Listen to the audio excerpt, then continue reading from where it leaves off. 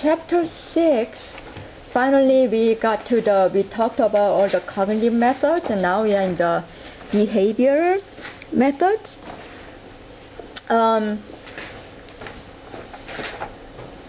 There are 2 chapters describing behavioral method, and this is one of them.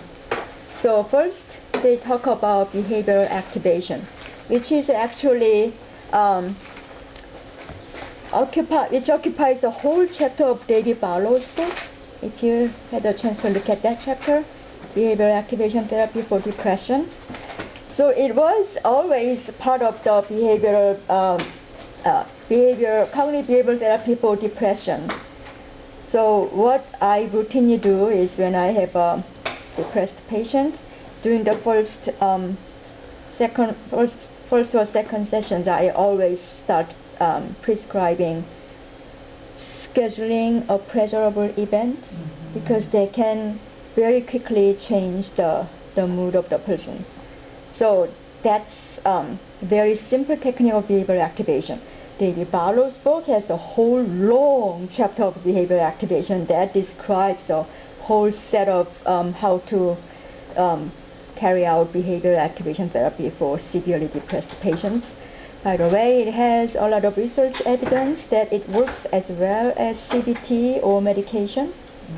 Some patients respond much better to behavioral activation than cognitive therapy, because they have all vegetative symptoms.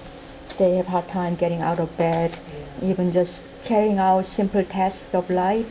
So for those kind of population, behavioral activation is a great technique. But here, we just spend a little bit of time explaining this. So the simplest form is, you want to engage the patient in the process of change and stimulate the sense of positive movement. The theory behind it is, people with depression, they lack rewarding moments in their life. And if you don't have rewarding moments, then what? You don't even do it anymore, less.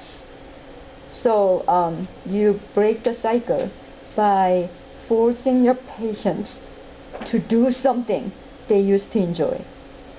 The point of behavioral activation is, you schedule it and you have to do it, no matter how you feel like it or not. So let's say you have a patient who's very depressed, and I don't enjoy anything I used to enjoy. And then you ask them, so what did you enjoy in the past? I used to enjoy afternoon tea, or I used to enjoy having a cup of coffee in the morning, or I used to enjoy taking a walk around my office in the afternoon, or all these simple things. I don't do any of that.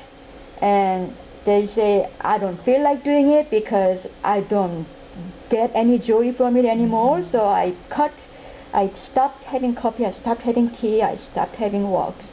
So yeah. And then you tell them, you don't have to enjoy it anymore, just follow this direction.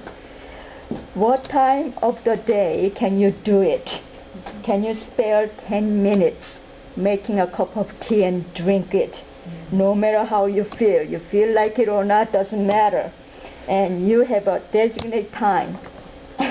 Just set aside that 10 minutes, 3 p.m. Okay, that's good, 3 p.m., 10 minutes. You will make a cup of coffee for yourself and you will drink it. Yeah. So you start with this one piece, and the whole behavioral activation therapy is, you make a huge chart of your patient's current activity and schedule, and find a way to change it, and you work on the schedule every therapy session, build better schedule, integrate more activities, and find better activities that can change their lifestyle and mood, and then their energy level, and in the end they really have a full schedule of functioning. So by doing this, they can, even before you do cognitive restructuring, even before you find cognitive errors they tend to make, by changing this simple behavior, the goal is that it's going to activate their vegetative lifestyle. And then if they, first few times they may not find any joy, but they may be able to enjoy it after they try it many times, and they may have some anticipation, expectation, and joy from doing it, and joy from achieving something, and this whole cycle can change. That can be the beginning of the change. So that's the point. So how do you do that? You make an activity schedule with your client together. So on the textbook, page 130, you have an example.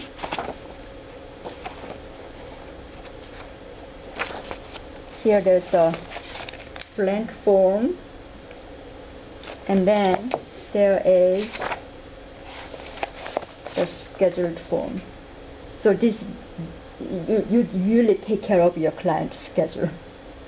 So you make this schedule together, and then the patient is required to monitor their mood, enjoyment, positive mood, or sense of mastery. And then activities that enhance the mood more effectively, they can be planned even more frequently. So sometimes the clients even have a hard time in coming up with some pleasurable activities. They have nothing. So sometimes you have to spend time, make the list of pleasurable activities. It can be very hard. I had a client who was so depressed that she just didn't think that anything was worth considering. I mean, not even like brushing her hair out before going to bed, even though she knew that that would feel good and she liked doing that. Why bother? Yeah. Something so simple. Yeah. You know? I know. That's why it's behavioral activation therapy it starts with kind of almost forcing you. Okay. Yeah. Tell them, okay, I don't care if you like it, if you feel like doing it or not, this is your homework. Yeah, do it. Yeah. We're going to schedule it and you're going to do it at the time. And then see if you liked it or not, that's fine. If you didn't like it, we'll still do it for a week. Yeah, so there are really, severely depressed patients who really don't feel like doing anything. And for them, their body is so heavy, just like moving a thing from here to the next place, that's like the hardest thing they can ever even think about doing. So it can be very hard for them to even begin, but that's why you start with a very simple one thing if it's hard for them. If it's doable, then do a few things. And then what's most important